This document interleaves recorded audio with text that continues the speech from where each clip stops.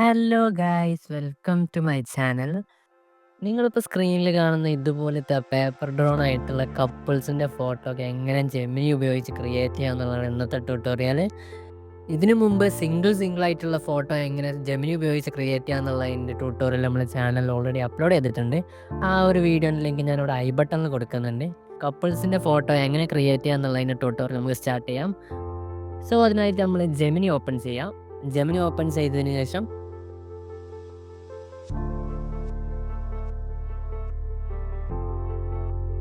നമുക്ക് വേണ്ട കപ്പിളിൻ്റെ photo select ചെയ്യണം.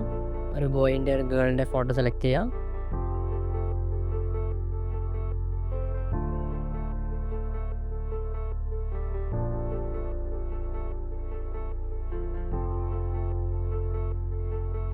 ദെൻ ഇവിടെ താഴെ നാനോ ബനാന സെലക്ട് ചെയ്യാം. പിന്നെ ഇതിൽ കൊടുക്കാനുള്ള പ്രോംപ്റ്റ് ഞാൻ എൻ്റെ കമൻറ്റിൽ കൊടുക്കുന്നുണ്ട്.